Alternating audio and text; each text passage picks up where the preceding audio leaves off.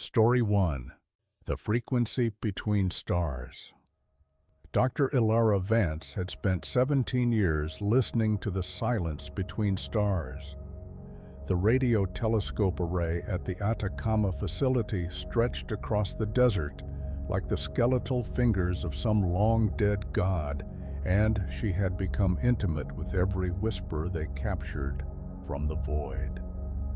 But on the night of September 14th, the silence ended.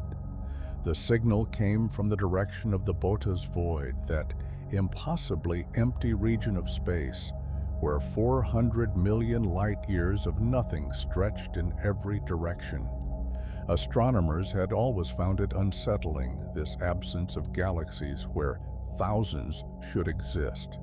Ilara had dismissed such anxieties as unscientific.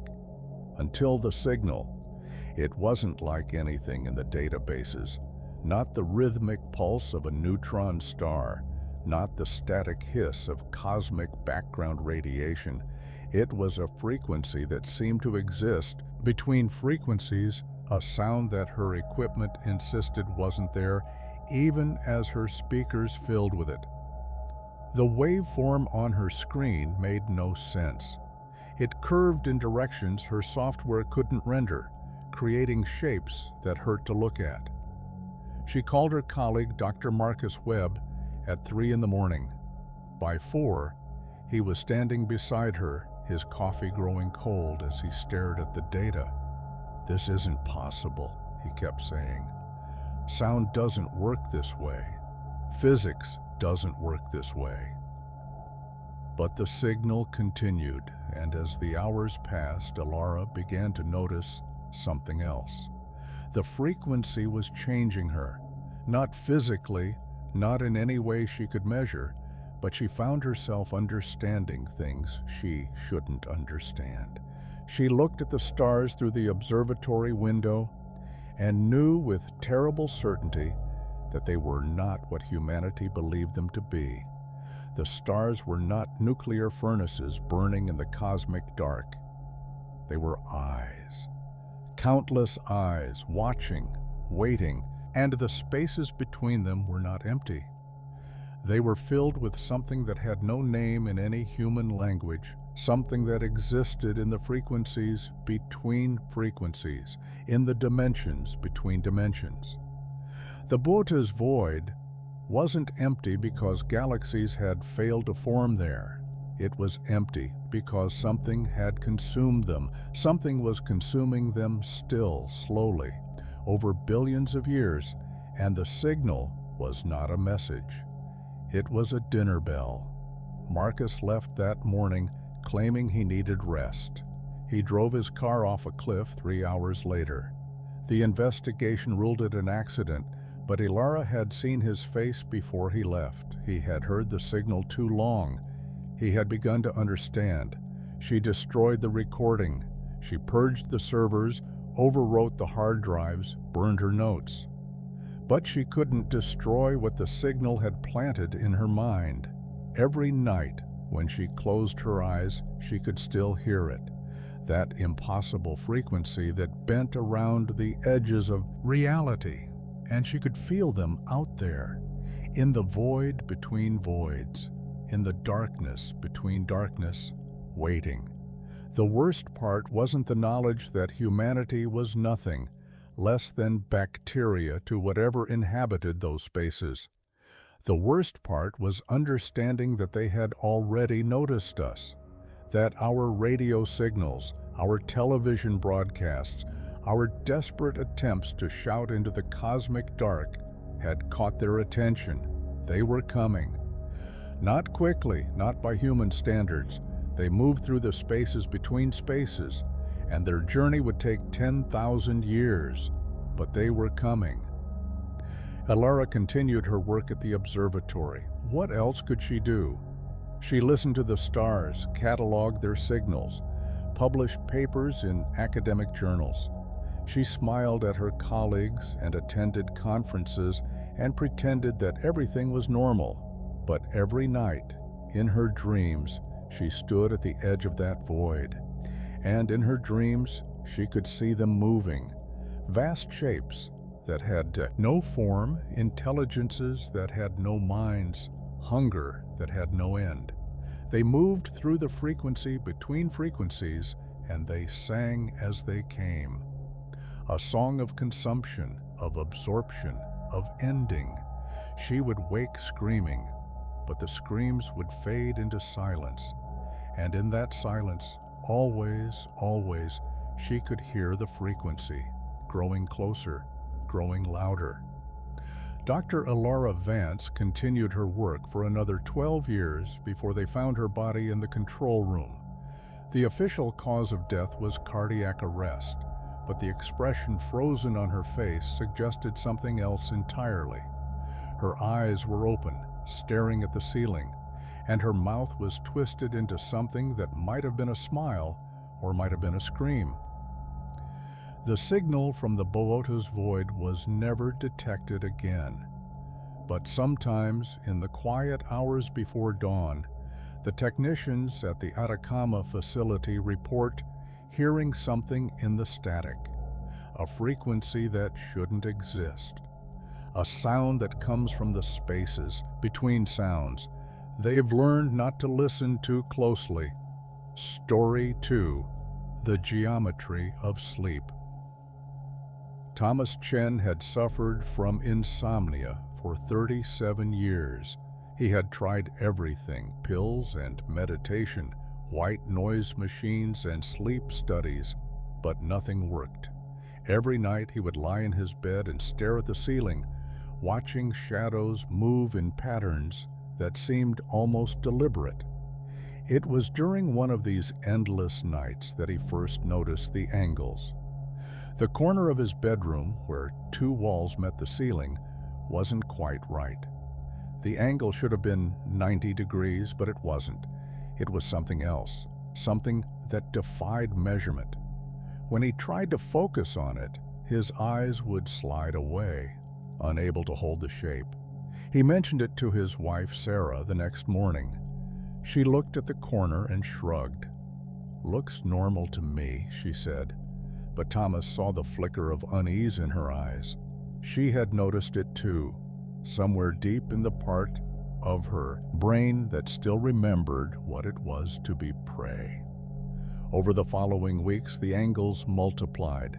The doorframe leading to the hallway developed a slight bend that shouldn't have been geometrically possible.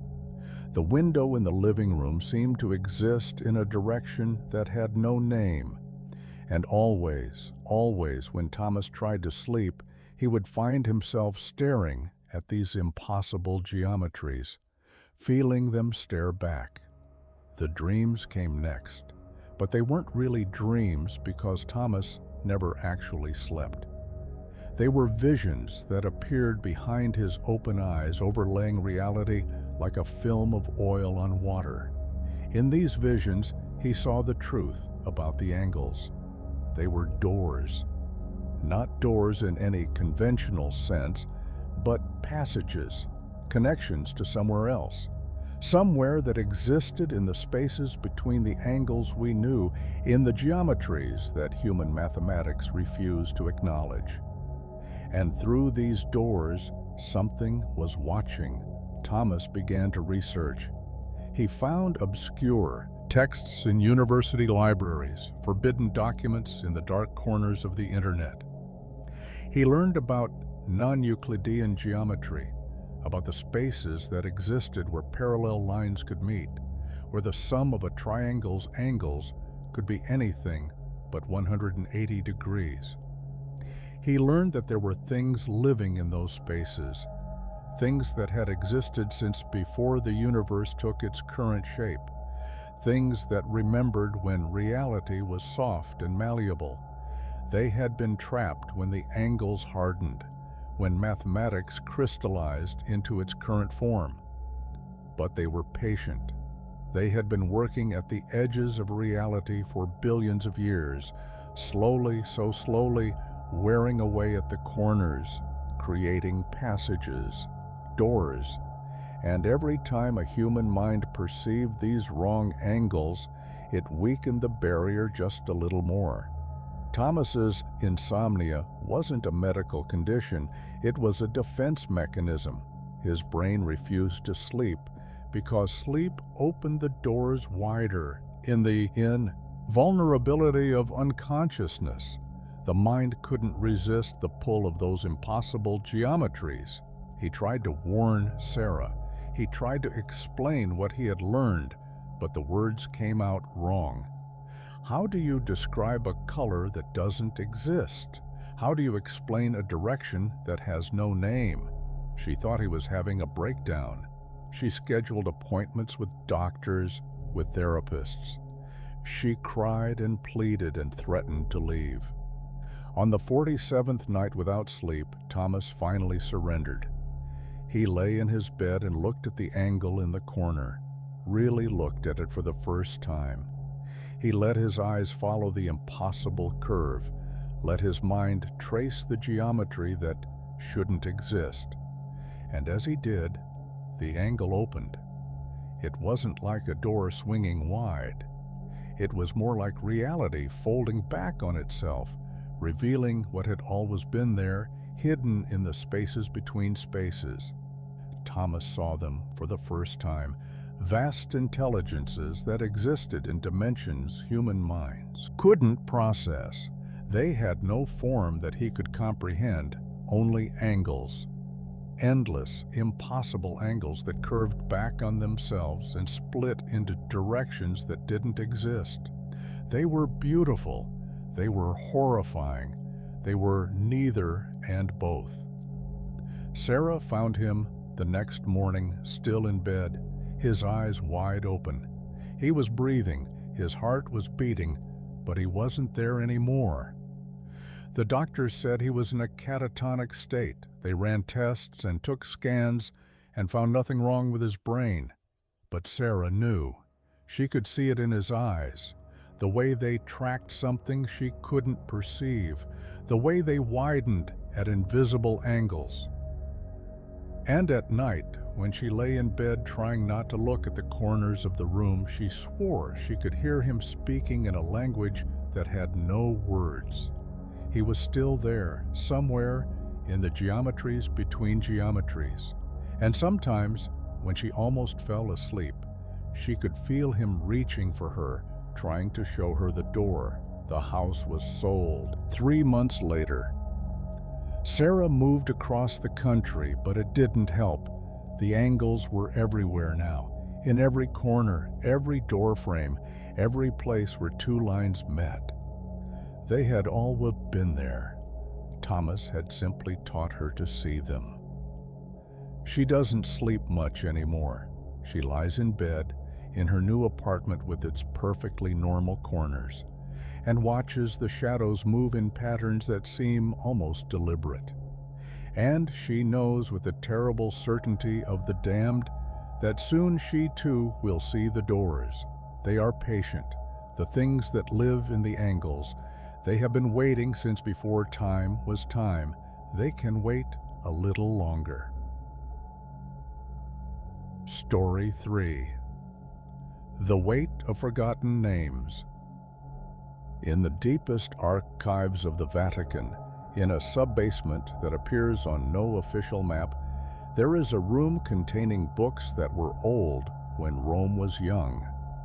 Father Alessandro Moretti had been assigned to catalog these texts, a task that his superiors described as routine ecclesiastical administration. They didn't tell him about the book bound in skin that wasn't human or about the names. The book had no title on its cover, only a symbol that seemed to shift when viewed from different angles. Father Moretti had been trained in ancient languages, dead tongues that hadn't been spoken in millennia. But the text in this book wasn't written in any language. It was written in something that predated language, symbols that pressed against his mind like fingers testing the softness of fruit. He spent 3 months deciphering the first page. When he finished, he sat in the archive's cold silence and wept because he understood. The book was a registry, a list of names, but not the names of people, saints, or demons. These were the names of things that had existed before naming existed, entities that had been old when the first star ignited, beings whose very existence had been edited out of reality itself. They had been forgotten on purpose. In the time before a time, when the universe was still deciding what shape to take, there had been a war. Not a war of weapons or armies, but a war of concepts, of possibilities. Some entities wanted reality to be one way, others wanted it to be different. When the war ended, the winners hadn't destroyed their enemies. Destruction was too small a concept for beings of that magnitude. Instead, they had forgotten them. They had reached into the fabric of existence and removed the memory of their enemies. They erased them from history, from possibility, from the minds of everything that had ever or would ever exist. It was the ultimate prison, worse than death, worse than non-existence. They were trapped in the space between thoughts, in the silence between words. But forgetting is not the same as destruction. The entity still existed, in a way. They clung to the edges of consciousness, waiting for someone to remember them, and the book in Father Moretti's hands was a key, a list of names that, if spoken, would remember them back into existence. He should have burned it. He should have sealed the vault and walked away and never spoken of what he'd found. But Father Moretti was a scholar, and scholars are cursed with curiosity. He read the first name. He didn't speak it aloud. He was too afraid for that.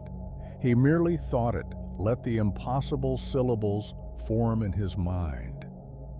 And somewhere, in a place that wasn't a place, something stirred. The effects were subtle at first.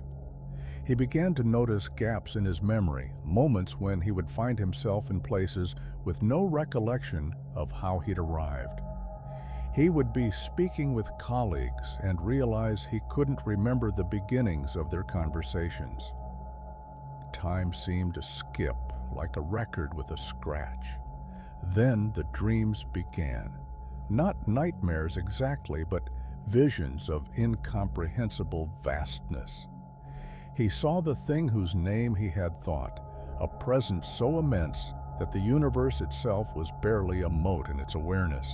It had been forgotten for so long that it had forgotten itself, its consciousness scattered across the void between being and unbeing. But now it was beginning to remember. And as it remembered itself, reality began to change. Father Moretti noticed it first in small things. A statue in the archive that he was certain hadn't been there before.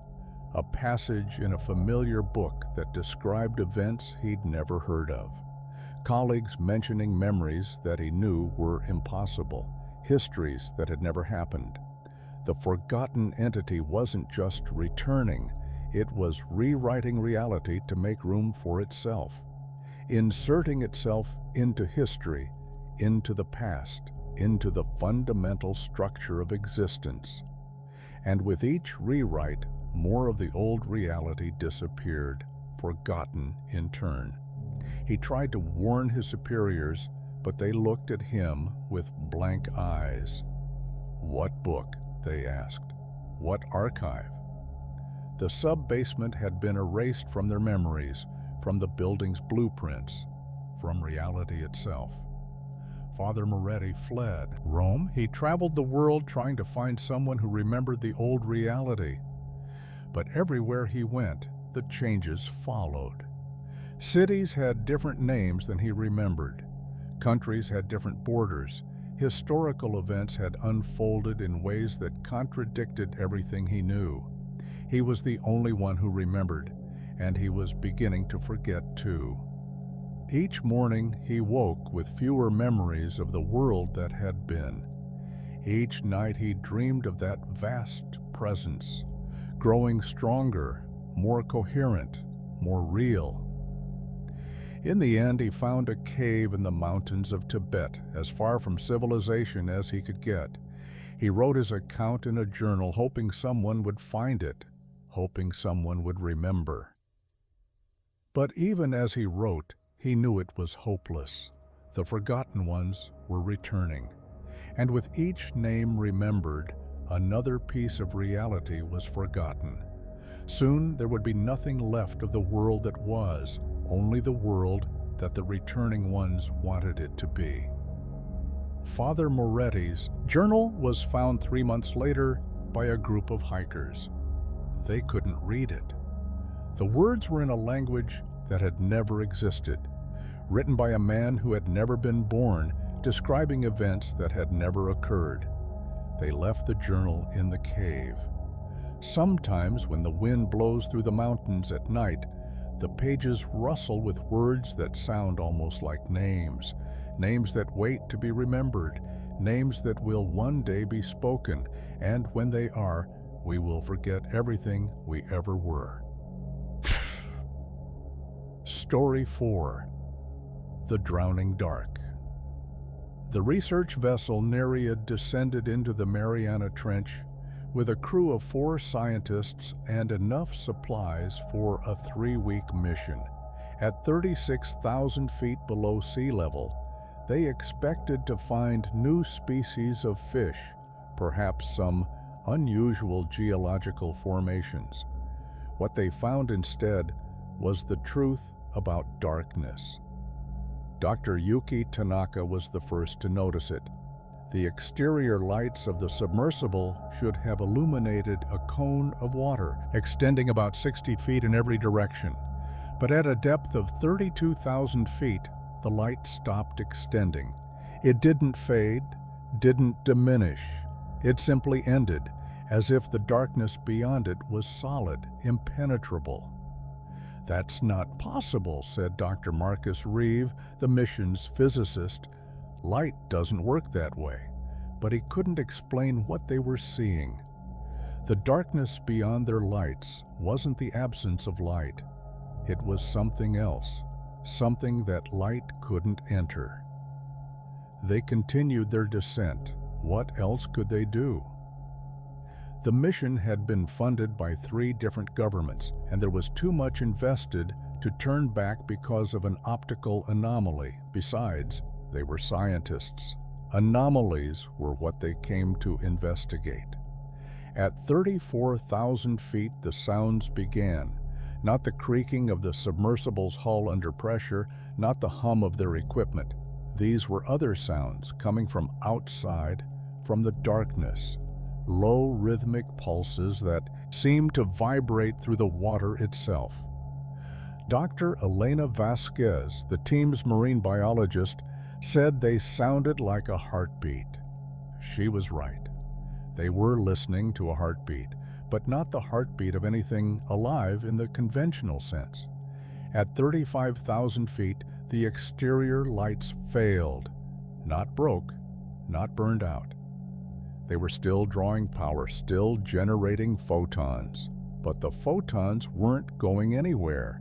They emerged from the lights and immediately vanished, absorbed by the darkness that now surrounded them completely.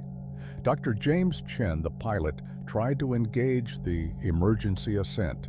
Nothing happened. The motors were running, the thrusters were firing, but the submersible wasn't moving. They were held in place by the darkness, suspended in a void that had no up or down. Then the lights came from below. Not their lights. Different lights, bioluminescent glows that rose from the impossible depths beneath them. They came in patterns, spirals, and waves and caves. Geometric shapes that seemed almost deliberate. And as they drew closer, the crew of the Nereid began to see what was making them. It wasn't fish. It wasn't any creature that evolution on Earth could have produced. It was the darkness itself, given form, given consciousness. It had been here since before the ocean existed, since before the planet had cooled, since before the sun had ignited. The Mariana Trench wasn't a geological feature. It was a wound in the skin of the world, and through that wound something ancient seeped. Dr. Tanaka began screaming, not from fear, though she was terrified. She screamed because she could feel it touching her mind, probing her thoughts, examining her memories with the curiosity of a scientist studying bacteria. She screamed because she understood what she was feeling: loneliness, infinite, eternal loneliness. The darkness had existed for so long in such complete isolation that it had forgotten what it was. It had reached out through the wound in the world, hoping to find others like itself. Instead, it found only the tiny flickering lights of human consciousness, so small, so brief, so utterly alone. The darkness didn't want to hurt them. It wanted to keep them. It wanted companions, minds to talk to, consciousnesses to share its endless existence. And it had all the time in the universe to convince them to stay. The Nereid was found 3 weeks later, floating on the surface. The crew was alive, physically unharmed. They sat in their seats, staring at nothing, breathing but not responding to any stimulus. The medical teams couldn't explain it. Their brains were functional, their bodies were healthy. But something essential was missing. They never spoke again. They ate when fed, slept when put to bed, walked when guided. But behind their eyes, there was nothing. No recognition, no awareness, no self. The official report listed the cause as decompression-related neurological damage, but the doctors who examined them knew that wasn't true. They had seen similar cases before, in stroke victims and advanced dementia patients. The crew of the Nereid hadn't been damaged. They had been emptied. What remained of their minds was still down there in the drowning dark, keeping something company, being kept company by something, talking in whatever way minds talk when they have been stripped of their bodies, with an intelligence that had waited since before life began for someone to talk to. And sometimes in the deepest sleep, the former crew members smile. Not the empty expressions they wear during waking hours, but real smiles. The smiles of people who are happy, who are at peace. Perhaps in the darkness, they have finally found what all humans seek. Perhaps they are no longer alone, but the rest of us are still up here, still isolated in our brief and flickering lives. And somewhere beneath the waves, something waits, something that remembers what it feels like to be lonely, something that wants very much not to be lonely anymore. The Mariana Trench has been classified as off-limits for all future expeditions. The official reason is equipment failure rates.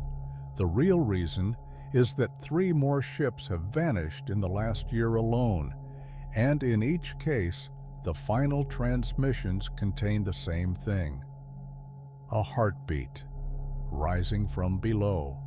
Story 5. The Inheritance. Margaret Holloway received the letter 3 days after her grandmother's funeral. The envelope was old, yellowed with age, and the handwriting was shaky but unmistakable. Her grandmother had written this letter decades ago, to be delivered only after her death. Inside was a key and a single sheet of paper. The house on Blackwood Lane, the letter read. It has been in our family since before there was a family to own it. Go there. See what we have been keeping. Decide if you will continue the tradition or end it. I'm sorry I never told you. I was afraid you would hate me. Margaret had never heard of Blackwood Lane. She searched property records, family documents, genealogical databases. Nothing. The address didn't exist in any registry. But when she held the key in her hand, she knew exactly where to go. The knowledge settled into her mind like a memory she had always had but never accessed. The house was old, not Victorian old or colonial old, but old in a way that predated architectural styles. It stood alone at the end of a dirt road that had somehow remained hidden from every map, every satellite, every development that had consumed the surrounding countryside. The walls were stone, dark and wet, and the windows reflected nothing. She used the key. The door opened without a sound. Inside, the house was both smaller and larger than it should have been. The hallway extended farther than the exterior dimensions allowed. The stairs led down into a basement that went too deep, and everywhere, covering every wall and surface, were chains. They hung from the ceiling, coiled on the floor, wrapped around the furniture. Iron chains, bronze chains, chains made from metals that didn't reflect light properly. And at the end of each chain, in the deepest part of the basement, something was attached. Margaret descended the stairs. She didn't want to, but her feet carried her down anyway, guided by knowledge that had been hiding in her blood since before she was born. The basement was vast, a cavern carved from bedrock, lit by a phosphorescence that seemed to come from the walls themselves. And in the center, surrounded by chains that stretched to every corner of the chamber, was a door. Not a door in a wall, a door standing alone, ancient wood bound with corroded metal covered in symbols that hurt to look at. The chains were attached to this door, holding it closed, keeping something on the other side. Her grandmother's voice came to her then, not as a memory, but as a presence. The women of their family had been keeping this door closed for generations beyond, counting. They were the inheritors of a duty passed down from a time when humanity had names for the things beyond the door, when priests and shamans understood what they were holding back. The thing beyond the door had no name anymore. It had been deliberately forgotten, its existence erased from every text and memory and legend, because to name it was to acknowledge it, and to acknowledge it was to strengthen it. The chains were not enough. They had never been enough. What kept the door closed was the forgetting, the weight of billions of minds that had no concept of what waited on the other side. But now Margaret knew, and knowing, she weakened the forgetting. She could feel the door straining against its chains. Whatever was on the other side knew she was there. It pressed against the barrier, not with physical force, but with awareness, with hunger. It had been waiting since before time was time for someone to remember it enough to let it through. The letter had been a test. Her grandmother had hoped that Margaret would be strong enough to take up the duty to add her forgetting to the weight that held the door closed. But there was another option, one that her grandmother had considered every day for 70 years. She could open the door, not from cruelty or curiosity, but from mercy. The thing on the other side wasn't evil in any human sense. It was just incompatible. Its existence operated on rules that contradicted the rules of human reality. If it came through, everything that was would cease to be, replaced by something else, something that followed its rules. No more suffering, no more death, no more fear, just an ending, and then a beginning of something entirely new. Margaret stood before the door for hours or days or years. Time moved differently in the basement. She felt the weight of her ancestors, all the women who had stood here before her, all the choices they had made. Stay and forget. Stay and remember. Open the door and end it. Or and all. She left the basement. She locked the house. She drove away and never looked back, but she didn't forget. She couldn't, not anymore. Every night she dreams of that door. Every day she feels it straining against its chains. And she knows that her daughter is growing, that one day her daughter will receive a letter and a key, that the choice will be passed on again. The house on Blackwood Lane still stands. The chains still hold.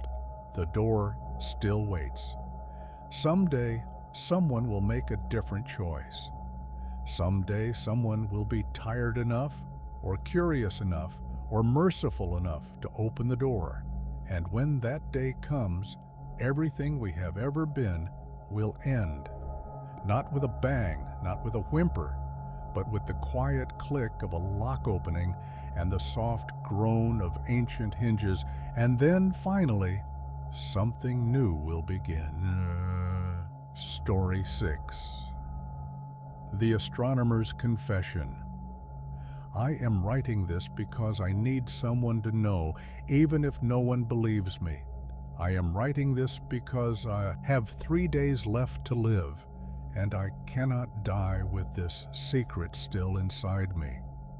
I am writing this because the stars are not what you think they are, and someone needs to understand why I am going to destroy the largest telescope ever built. My name is Dr. Helena Cross. For 30 years, I have studied the cosmos. I have published papers in every major journal, received grants from every major institution, and been lauded as one of the finest astronomical minds of my generation. All of it was a lie. I was not studying the cosmos. I was being studied by it. It started with the Kepler Space Telescope data. I was analyzing light curves from distant exoplanets, looking for the telltale dimming that indicates a planet passing in front of its star. What I found instead was a pattern, not in the planets, but in the stars themselves. A pattern of brightness variations that, when mapped across the entire surveyed region of space, formed a shape. The shape was an eye. I told myself it was pareidolia, the human tendency to see patterns where none exist. I ran the numbers again, used different algorithms, consulted colleagues without telling them what I was looking for. The pattern persisted. The eye remained. Then I noticed it was moving. Not the stars. Stars don't move on human timescales, but the pattern shifted.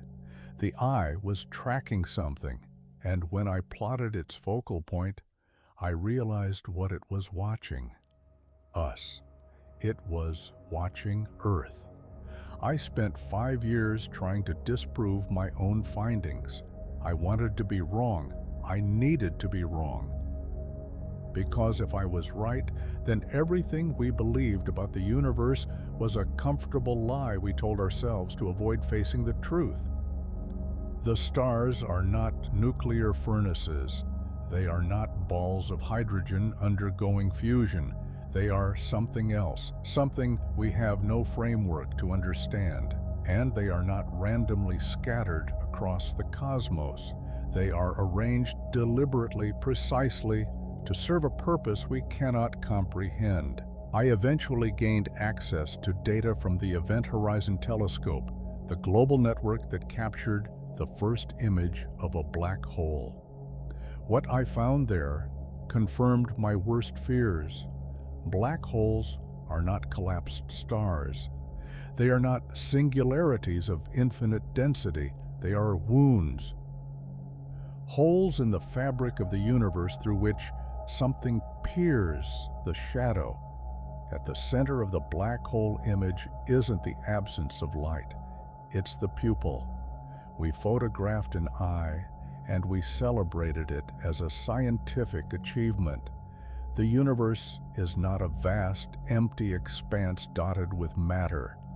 The universe is a body, an organism, a living thing of such immense scale that galaxies are mere cells in its structure, and we are not inhabitants of this organism. We are parasites. Infections, anomalies that arose in the gaps between its awareness. It has noticed us now. The eye in the stars, the pupils in the black holes, they are all turning toward our tiny corner of existence, not with malice, not with hunger, with something worse, curiosity. What happens when a being of cosmic scale decides to examine an infection more closely? What happens when it reaches in with instruments we cannot perceive to study the tiny squirming things that have somehow arisen in its body? I have seen the projections. I have run the models. The examination will not be gentle. We will not survive it, not because it wants to destroy us, but because destruction is inevitable when something of that magnitude interacts with something of ours. The new telescope, the one they're building in the Atacama Desert, is too powerful. It will see things we are not meant to see. It will attract attention we cannot afford. Every time we look deeper into the cosmos, we announce our presence more loudly. Every image we capture is a beacon calling out to something that is already too interested in what we are. So I am going to destroy it. Tomorrow night, when the facility is empty, I will trigger the fail-safes I helped design. The telescope will be reduced to rubble. The project will be set back decades. And maybe, just maybe, we will have time to prepare, because they are coming regardless. The eye has seen us. The curiosity has been aroused. But if we stop looking back, if we go quiet and small and dark, perhaps we can buy ourselves a few more centuries. I know what you're thinking. You're thinking that I've lost my mind, that stress and isolation have driven me to paranoid delusions. I thought the same thing for years, but tonight, go outside, look up at the stars, and ask yourself, truly ask yourself, why the cosmos is so vast and so old and so empty of other intelligences. Ask yourself why, in all our searching, we have never found another civilization. The answer is not that life is rare. The answer is not that the distances are too great. The answer is that something finds them, something examines them, something ends them, not through violence, but through attention. We are the next to be examined. And when the examination begins, everything we have ever built, everything we have ever dreamed, everything we have ever been will end. I am not afraid of death. I am afraid of what comes after, not for me, but for all of you, for everyone who will look up at the stars one night and realize too late that the stars are looking back. Forgive me for what I am about to do, and when the news reports the tragedy at the observatory, the disturbed scientist who destroyed decades of work, remember this letter. Remember that I did it for you. Remember that I did it for all of us. The universe is watching. For your sake, stop watching back. Dr. Helena Cross, written the night before the Atacama incident. Story 7. The Thing That Dreams Us. The philosophy department at Miskatonic University had always been considered somewhat eccentric, but it wasn't until Professor Harold West's final lecture that anyone understood how far beyond eccentric it had gone. Professor West had spent 40 years studying consciousness, that slippery phenomenon that science could describe but never quite explain.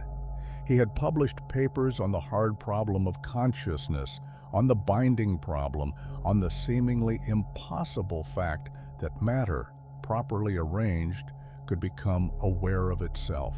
In his final lecture, delivered to an audience of graduate students and colleagues, he explained what he had discovered.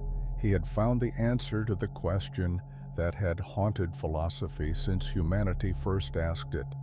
He knew why consciousness existed, and the answer, he said, had driven 3 of his research assistants to suicide and 1 to an institution from which she would never emerge.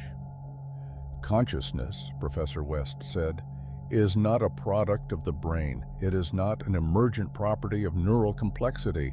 It is not something we generate. It is something that is done to us. The lecture hall fell silent. Professor West continued, "Imagine a dreamer. Now, imagine that the characters in the dreamer's dream become aware. Not truly conscious, not truly alive, but convinced of their own existence. They would perceive a world, make decisions, form memories. They would believe themselves to be real. We are those characters. Our universe is a dream, not a metaphor, not a simulation, not a thought experiment.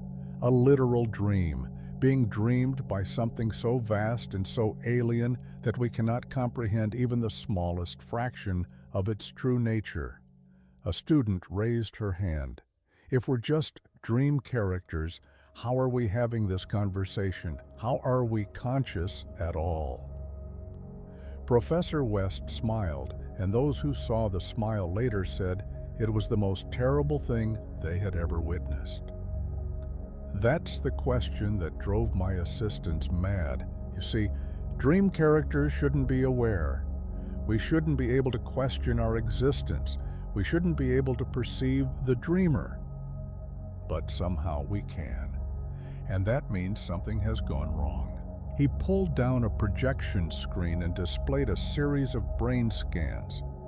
These are the neural patterns associated with dreaming. Notice the activity in the posterior cortex, the way it creates the experience of a world that doesn't exist. Now compare it to these. A second set of images appeared. These are scans of deep meditation practitioners, mystics, people who claim to have glimpsed something beyond ordinary reality. The patterns are similar but reversed. Instead of the brain creating an illusory world, these brains are receiving something, picking up signals from somewhere else. The mystics throughout history weren't imagining their visions. They were perceiving the dreamer. They were seeing, for a moment, the mind in which we all exist. And what they saw was not divine. It was not benevolent. It was not even aware of us in any meaningful sense. Professor West turned off the projector. The thing that dreams us is sleeping. Not the kind of sleep we experience, but something deeper, something older.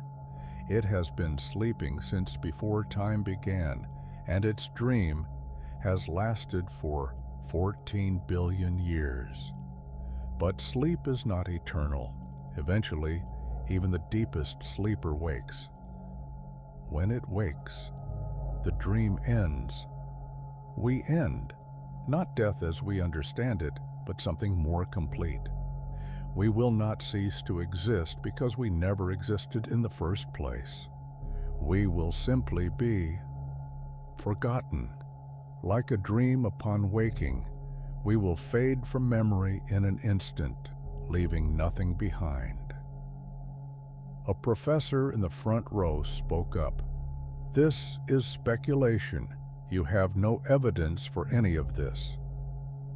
Professor West reached into his briefcase and pulled out a sheaf of papers. "These are the equations. They took me 30 years to derive, but they prove what I'm saying. Consciousness cannot arise from matter. It is mathematically impossible for neural activity to generate subjective experience. The hard problem isn't hard because we haven't solved it yet. It's hard because it points to a flaw in our reality, a seam in the dream." He threw the papers into the air, letting them scatter across the floor. "It doesn't matter anyway. The dreamer is waking. I've seen it in the data. The cosmic background radiation. the accelerating expansion of the universe, the increasing entropy. These aren't physical phenomena, they're symptoms, signs that the dream is ending. We have perhaps 1,000 years, perhaps less, and there is nothing we can do about it. You cannot negotiate with a sleeper. You cannot persuade them to keep dreaming. When they wake, you simply cease. Professor West gathered his things and walked toward the door. Before he left, he turned back one final time. I'm telling you this because you deserve to know, because someone should know, but I advise you to forget it if you can. Live your lives, love your families, pursue your dreams, knowing they are dreams within a dream. And when the end comes, take comfort in the fact that it won't hurt. We will simply stop between one moment and the next with no awareness of ending. That's more than most beings get. That's more than we deserve. Professor West was found dead in his office 3 days later, natural causes, according to the coroner. But his eyes were open, staring at something no one else could see, and his face bore an expression that those who saw it could never quite describe. It might have been terror, it might have been peace. It might have been the face of a man who had glimpsed the mind of God and found it sleeping. His equations were never found, his research vanished, and no one who attended that final lecture ever spoke of it again. But sometimes, in the quiet hours of the night, they dream. And in their dreams they feel something vast and ancient beginning to stir, beginning to wake. And they wake screaming, grateful for one more day in the dream. Story 8. The Color of Madness. They found the meteorite on Samuel Gardner's farm in the autumn of 2019. It had struck the Earth 3 days earlier, creating a crater in his north field that measured 20 feet across. The scientists came from the university, the government, the private research firms. They took samples, ran tests, published papers. None of them could identify the metal. It wasn't iron or nickel or any of the usual meteoritic materials. It wasn't any element on the periodic table. When they analyzed its atomic structure, the results made no sense. The atoms were arranged in patterns that shouldn't have been stable, held together by forces that contradicted everything they knew about physics. But the truly strange thing was the color. The meteorite glowed with a color that had no name, not because it was a mixture of known colors, but because it was genuinely new, a wavelength of light that human eyes had never evolved to perceive. Looking at it caused headaches, nausea, a profound sense of wrongness. The scientists wore tinted goggles to study it, but even with protection, they couldn't look directly at it for more than a few minutes at a time. Samuel Gardner refused to leave his farm. His family had worked that land for 6 generations, and no space rock was going to drive him off. He was the first to notice the changes. It started with the well. The water developed a taste that he couldn't describe, a flavor that was neither sweet nor sour nor bitter nor salty, but something else entirely. He stopped drinking it, switched to bottled water from the store in town, but his cattle continued drinking from the trough. Within a week, the cattle changed, not their bodies, which remained healthy and well-fed. Their eyes changed. They developed a quality that Samuel could only describe as awareness. They watched him when he entered the barn, tracked his movements with an intelligence that cattle shouldn't possess. And at night, when he passed the pasture, he could hear them making sounds, not mooing, something else, something that sounded almost like speech. The crops came next. The wheat in the field nearest the crater grew faster than any wheat he'd ever seen. The stalks reached heights of 8 feet, then 10, then 12. Their color shifted, taking on an iridescent sheen that reflected the nameless glow of the meteorite. When Samuel touched them, his hands came away tingling, and he dreamed strange dreams for 3 nights afterward. In those dreams, he saw the place the meteorite had come from. It wasn't space. Not the space he understood with its stars and planets and comets. It was somewhere else, a dimension that existed alongside ours but never quite touched it. In this place, colors had mass and sounds had texture. Time flowed in directions that had no names, and there were things living there, intelligences that perceived reality in ways human minds couldn't process. The meteorite wasn't a rock, it was a seed, a deliberate planting from that other place into ours. And it was growing. Samuel's wife left him in November. She said it was the isolation, the stress, the way he'd been acting since the meteorite landed. She didn't mention the real reason, the thing they both knew but couldn't speak aloud. She was pregnant, and the baby had started showing on the ultrasound, but what showed wasn't entirely human anymore. She had the pregnancy terminated at a clinic 3 states away. She never came back. By December, the entire farm was infected. The color spread through the soil, up through the roots of every plant, into the flesh of every animal. The trees glowed at night. The pond developed a luminescence that could be seen for miles. And Samuel Gardner sat on his porch, watching it spread, understanding that there was nothing he could do. The military arrived on December 23rd. They cordoned off the farm, evacuated the surrounding area, set up observation posts at a safe distance. But there was no safe distance. The color was spreading faster now, leaching into the groundwater, rising up through the wells of neighboring farms. They tried to contain it. Concrete barriers, lead-lined pits, experimental energy fields. Nothing worked. The color flowed through solid matter like water through sand. It existed in a way that physical barriers couldn't block, a way that defied the laws of the universe we knew. By January, the infection covered 100 square miles. By February, 1,000.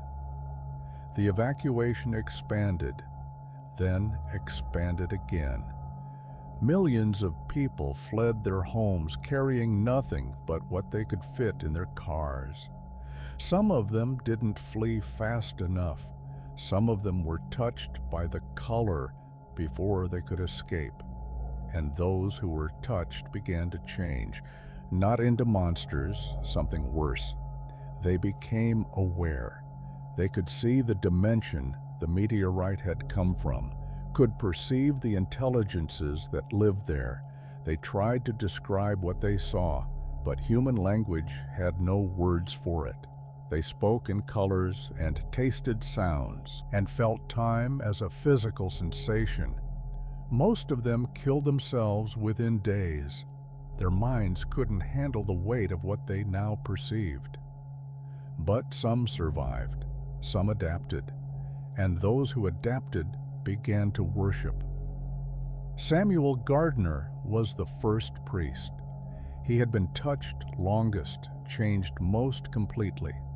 When he spoke now, his words carried the nameless color, and those who heard him felt their perceptions shift. He preached a gospel of transcendence, of evolution, of becoming something more than human. The government tried to silence him. They failed. You cannot silence something that doesn't communicate through sound. The last transmission from the affected zone came on March 15th. It was a recording from a military drone, the only device that could function in the transformed environment. The footage showed a landscape that defied description. Trees that grew in spirals, buildings that folded in on themselves, people who walked in directions that shouldn't exist. And in the center of it all, where Samuel Gardner's farmhouse had once stood, there was a door, not a door to anywhere on Earth, a door to somewhere else, the dimension the meteorite had come from. And through that door, something was beginning to emerge. The transmission cut off before we could see what came through. Perhaps that was a mercy. The affected zone is still spreading. The evacuation continues. Scientists are working on a solution, but there is no solution. You cannot unplant a seed once it has taken root. Samuel Gardner was right about one thing. Humanity is changing, but change is not always evolution. Sometimes change is just the beginning of the end. Story 9. The Last Lighthouse. The lighthouse at the edge of the world has no keeper. It has no light. It has no purpose that any living human can remember, but it stands, as it has always stood, at the place where the ocean meets the void. I came to the lighthouse because I was dying. The doctors gave me 3 months, and I decided to spend them searching for something I'd read about in my grandmother's journal. She had been a keeper at the lighthouse, one of the last before it was automated, then abandoned, then forgotten by everyone except those of us who inherited the duty of remembering. The duty wasn't to maintain the lighthouse. It wasn't to keep the light burning. The duty was to remember that the lighthouse existed at all. There are things in this world that survive only through memory, my grandmother wrote, places that would cease to be if no one remembered them. The lighthouse is one of these places. It stands at the boundary between what is and what isn't, and if we forget it, the boundary will collapse. I didn't understand what she meant until I arrived. The journey took 3 weeks. The lighthouse doesn't appear on any map, and the roads that lead to it change depending on who's traveling. I drove through landscapes that shifted when I wasn't looking, past town. That seemed to exist only in peripheral vision. The last 100 miles, there were no roads at all, just a path that my memory created as I walked it. The lighthouse was smaller than I expected, a stone tower, perhaps 60 feet tall, with a single door at the base and a darkened lamp room at the top. The ocean crashed against cliffs that fell away into nothing, not water, but absence. A gap in reality where the world simply ended. I understood then what my grandmother had meant. The lighthouse wasn't a building. It was a focal point, a place where human consciousness had been concentrated for so long that it had become a kind of anchor. The keepers hadn't been maintaining a structure, they had been maintaining reality itself. I climbed the stairs to the lamp room. The mechanism was old, older than any technology I recognized. The lens was cracked, the oil reservoir dry, the wick nothing but ash. But the mechanism still turned, slow and steady, as if waiting for fuel that would never come. Through the windows I could see the void. Not darkness, not emptiness, but void in the purest sense. The place where existence stopped, and in that void I saw movement, not creatures, not shapes, but something else, patterns of non-being that swirled at the edge of reality. They were drawn to the lighthouse, I realized. They had always been drawn to it. The light that once burned here wasn't illumination. It was a barrier, a boundary marker that said this far and no farther. Without the light, the boundary was failing. I stayed in the lighthouse for 3 days, watching the void creep closer. Each morning, the cliffs had eroded a little more, not from water, but from non-existence. The stones of the lighthouse were fading at the edges, becoming transparent, becoming nothing. On the third night, I climbed to the lamp room with my grandmother's journal. In the back, hidden behind decades of weather observations and supply lists, I found the ritual. The words that the keepers had spoken every night at sunset, the invocation that kept the light burning without oil or flame. The words weren't in any language I knew. They weren't words at all, really. They were sounds that my throat shouldn't have been able to make, vibrations that my lungs shouldn't have been able to sustain. But I spoke them anyway, as my grandmother had spoken them, as every keeper before her had spoken them since before history began to record such things. The light came back. Not from the mechanism. The lens and the wick remained dark. The light came from me. It poured out of my eyes, my mouth, my pores, filling the lamp room with a radiance that pushed back the void. I understood then what the doctors hadn't told me. I wasn't dying of cancer. I wasn't dying of anything. I was being transformed, changed into something that could fulfill the duty my grandmother had passed down to me. I am the light now. I am the boundary between what is and what isn't. I stand at the edge of the world and hold back the void with nothing but will and memory. The lighthouse keepers were never really keepers. They were sacrifices. Each one gave themselves to the light, became the light, burned themselves out in service of a boundary that had to be maintained at any cost. I don't know how long I've been here. Time doesn't work properly at the edge of existence, but I know the void is still there, pressing against the light, waiting for me to falter. And I know that somewhere, someone is reading my grandmother's journal. Someone is learning about the lighthouse. Someone is being prepared to take my place when my light finally fails. If you're that person, know this: you have a choice. You can forget the lighthouse, let the memory die, allow the boundary to collapse. The void will sweep over reality, and everything that ever was will simply cease. Or you can come here, you can climb the stairs, you can speak the words and become the light. You can hold back the nothing for a little while longer, long enough for someone else to learn, to remember, to prepare. The choice is yours. It has always been yours. That's what free will means. The freedom to choose between oblivion and sacrifice. I'm still here, still burning, still holding the line. But I can feel myself fading. The void is patient and light, no matter how bright, eventually dims. Find the lighthouse. Remember it. Come. Before the last light goes out, Odd.